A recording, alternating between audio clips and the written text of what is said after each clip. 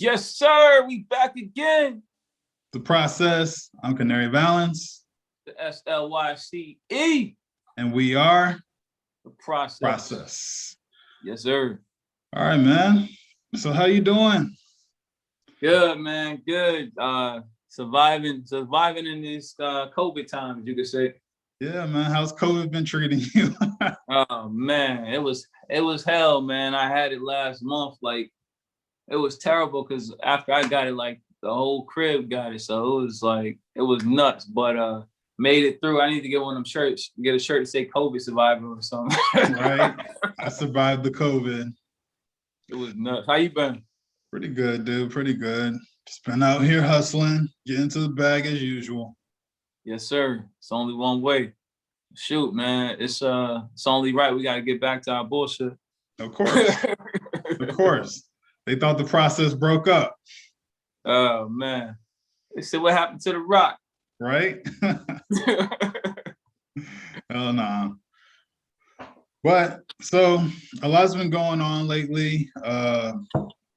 So what's some things that have happened recently that you've been interested in? Oh man, there's been a few things.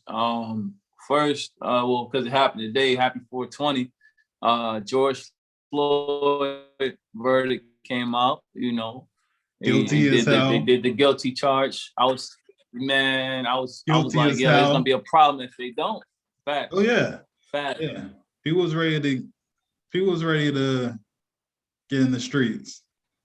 Oh yeah, people was gonna be in the streets for sure. If he wasn't charged guilty, man, I feel like it was gonna be civil unrest. Like, you thought people was marching, they was gonna be marching with something else this time. Right. But I mean, I'm glad that at least this one time the verdict went in the right direction. Hopefully nothing changes, and we'll see what happens in the next few weeks, but hopefully, everything's set in stone, basically. Yeah, man, it's sometimes they can throw a monkey wrench in things and find some way to weasel out of it and for justice not to be served. And that also kind of like, it touches on a touchy subject too, right? Because it's like, if you think about it, you're like, okay, is justice really served? The man lost his life. So that's a whole nother topic. We could go into something deep, like, is it possible for justice to be served? You know what I'm saying? Like, right. To legit be served, I guess.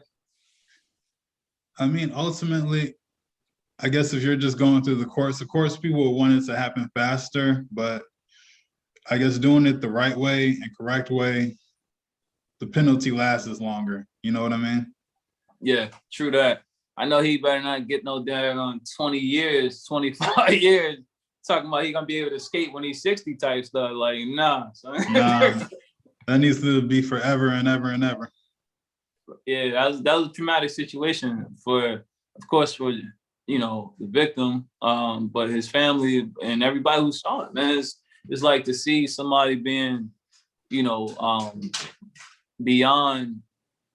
beyond our expectations. As it's one thing when you see something like that happen with maybe like a gang member, another gang member, or somebody, you know what I'm saying, something crazy on the street, but versus someone who's supposed to be there to protect you, that was nuts. That was a lot, dude. That was a lot. But that even kind of leads us into more that has snowballed since then, like the racial tension in America. Yes. Like now the Asian community has been under attack recently. So yeah, man. What are some of your thoughts on that too? Yeah, man, it's crazy, right? Because it's like mixed feelings. Like, one, I want equality for everybody. I don't want nobody to be treated no kind of way and all that. I'm happy that they're stepping up, and if they're experiencing these things, that they speaking out about it and then being real vocal about it and making it a movement, people getting behind it and making awareness. Because I would have never known, and I would have never known. That would bring me to the flip side of it, as it's almost like, and you could say this for other races too, for our race too, but it's almost like, when this wasn't a popular thing, when it was just focused on, like, when we were just getting harassed, where was that support then? You know what I'm saying? Right. you can go with that way. But then on top of that, you know, a lot of the harassment and things that I've experienced been from growing up, going to the corner store with the Asian corner stores, or the, you know, the black woman going into the Asian beauty parlors and getting discriminated against. So it's kind of like kind of iffy. So do you feel like Black people should be out there more, or we should kind of fall back and let them fight this one mainly by themselves? I think we should support from a distance. Like we can't go harder. It's like we can't, you know, a situation like when your boy getting into some stuff, getting some heat, and ain't really your boy, but you know, so associate getting into some heat, and then they want you to be as fired up about this about Right. like, Right. whoa, we cool, but not that cool. Hey, that cool. And last week when I had some static, you was eating ice cream, bro. Like yeah, and that's true though. I mean, everybody ends up in this hot seat. We've seen it time and time again. Back in 9/11, we've seen Muslim people go through it. Back when Trump was in office, we've seen Hispanic people go through it, and now we're seeing Asian people go through this. For sure, and it's, you know, and it's everybody. What do you say? Everybody get their turn. You said it a certain kind of way before. What'd you say? Everybody ass gets in the hot seat. Yeah, man. And it's not to make fun of the situation at all, No, or not at all. You know, heavy-hearted, whatever. But no, it's or too lighthearted about it. It's just to say that, you know, we all have our turn. We've been experiencing this in our community forever. So right. When we see other people like act like it's something brand new, like this is just become a problem, it's like I sympathize with you, but you know, to a degree, because we on two different levels of discrimination. Right. Yeah. So moving forward from that topic. What was this last Friday from when we're recording, DMX died. Man. And you know, that was a childhood hero to me. And you know, a lot of the new kids, you know, they're on TikTok trying to make jokes and stuff, but you know, like I know coming up, DMX was like that dude. Like he was one of the top tier rappers in the early 2000s. So you know, you think he kind of got his just due where he stands in music, or do you feel like people could have did more, or did we do enough to where he would feel it? Yeah, man. I think I don't know. It's tough. That's a toughie right there. I think with X, I feel like it's tough because it's like everybody knows who he is. It's like this when you think about it, right? And it's just because of I guess you can say consistency, or times when, you know, he had personal things going on where he hasn't been as like visible in the game. But with everything he did, it's like it's greatness. It's like anytime he came back, it was always where he left off. It was never like, you know, how you see like a basketball player or somebody who you admire, and the next time you see them, they're not as great as you remember them the last time. Yeah, true. With X, it's like he always had the same energy.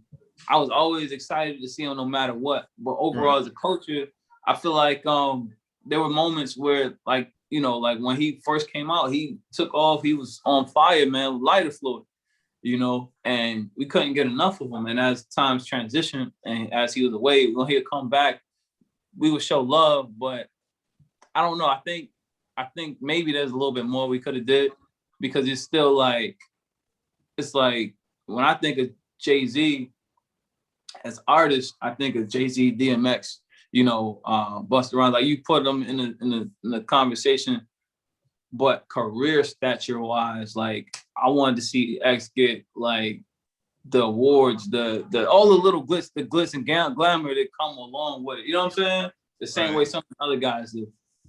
Yeah, I feel that. But he did I think his first 6 albums I think they all peaked at #1. And he did have a lot of hit movies back in the 2000s. Yeah. From Belly to Romeo Must Die, which went off, and a couple other ones. Exit Wounds. Yeah, Exit Wounds. Yeah, stuff like that. So yeah. I think while he was active, like you said, we did show love. I think towards the end of his career, or when it started to kind of cool down, I guess, people kind of just left it on the back burner. But he would come around, and he was always a very entertaining artist. And he'll definitely be missed. He was definitely like one-to-one.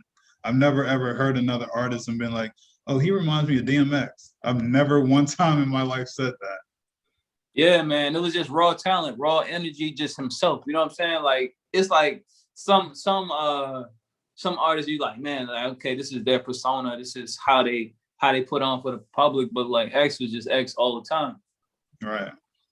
So that would absolutely be this has been felt, and he would definitely be missed for sure. That's true. But even moving to the next topic, so have you heard about some of these people that got their stimulus and then they ran out to the Gucci store? They went to Lenox and just bought belts and socks. This was in Atlanta, right? This was in Atlanta, out in Lenox. They was down there buying socks, man.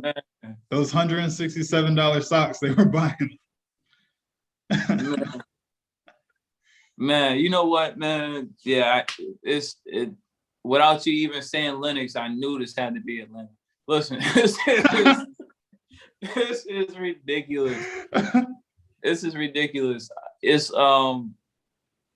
interesting. I didn't hear about the story until you brought it up, but it's believable because that we as people, we have the tendency we want to be fly, we want to look fly, and we get the bag and give it right back for some reason.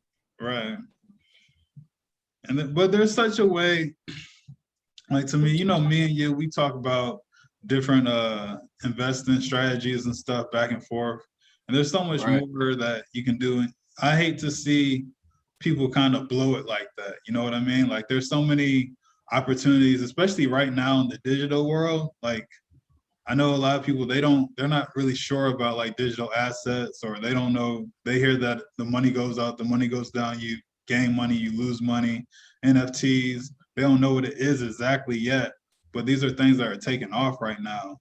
So I'm just saying, like, if you get a certain amount of money, because if you can go to the store, go to a luxury store like that and blow it, you do have money to invest. Like those socks, I can show them socks at Walmart that are way more comfortable than them slippery ass Gucci socks.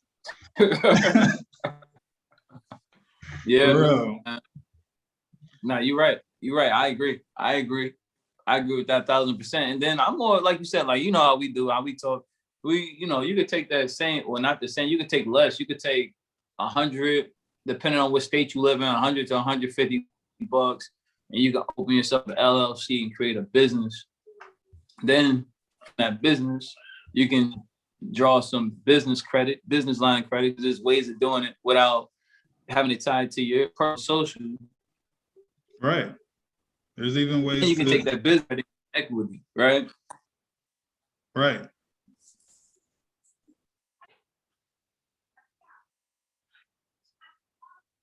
I was saying you can even take that business and the credit line. You can get your credit up from $1,000 to $40,000 in like 2 years if you do it correctly. Word. Yeah, exactly, man. It's it's all about applying knowledge, getting knowledge and applying it. But you gotta want it. You gotta be hungry. Yep. But even the next topic, just talking about culture in general, and someone who's coming up right now is Kevin Samuels, right? Word. And if he's good for the culture, bad for the culture. I've been watching his content since maybe last fall. That's when I discovered him. Mm-hmm. And I think a lot of the topics that he talks about, he comes off really brash, but I think it's really helpful the people that are listening, or the women that are listening, basically. You know what I mean? From their standards, or women, today's women are very picky about the guys who they want to be with. And usually that You think is pickiness. Go ahead. Oh yeah, no, I was saying you think that's a cultural thing, a geographical thing, or just a millennial thing?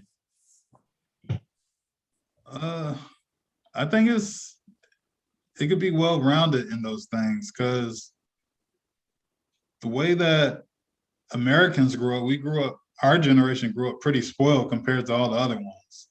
Yeah. Like, yeah, we had it rough at some points, but it was way better than what my dad and definitely better than what my granddad went through from the stories he told me. Word. But I think now, since we're used to so much more, we expect so much more. And that's everyone in general, both men and women. We expect a lot from each other. I think both sides have been naively idealistic of the other group. And I think what he's doing is kind of bringing it together to be like, no, this is who women are. They're looking for protectors and providers. And these are who men are. They're looking for loyal women, and women that will pretty much get on their program.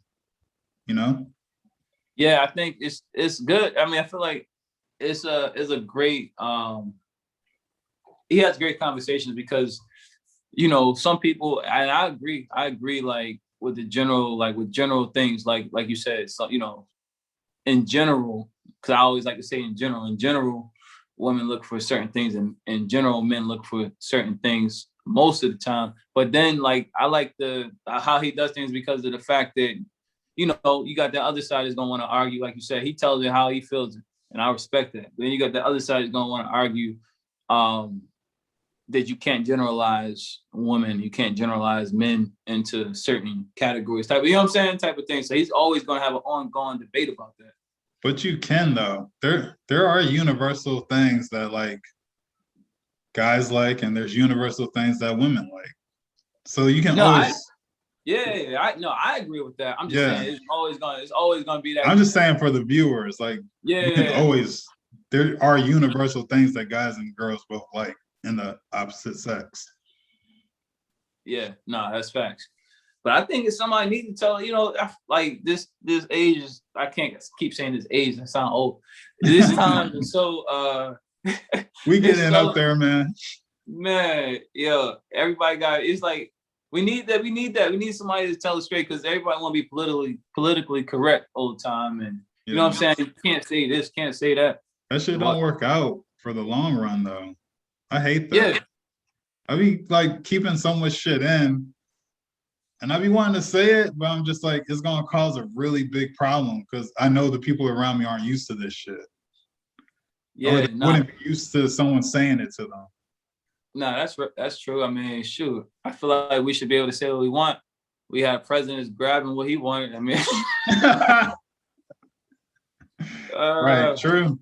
But I think that's one thing that he kind of break, is the political correctness, because he wasn't politically correct the whole time. He shook it up. And he got shooken out. Oh man. Yeah. But I feel like 2021 is interesting. Things have been somewhat better than last year. That's a lot better than last year so far. Yeah. But it's like that what do you call it? That wishful thinking feeling, right? Yeah. Like you hope things will turn up. Well, I think because for me, last year was a really big thinking year of and it was a way to focus in on, okay, what do you want, or where do you want to go from here, type of deal. Word. So I think I was preparing last year. I know some people were just like kind of like, fuck it, I'm gonna stay home and like binge watch a bunch of Netflix. I didn't do that shit. Word. I was actually like preparing myself and preparing and thinking about what the best steps are moving forward for me. Yeah, absolutely. Preparation is key. That's key. And I feel like that's what some people overlook. Right. Yeah, man. All right. So that's another one with us. We'll be doing way more of these. Boy, Canary Balance. Yeah, man. That's Slyce. And y'all have a good one. Peace. Peace.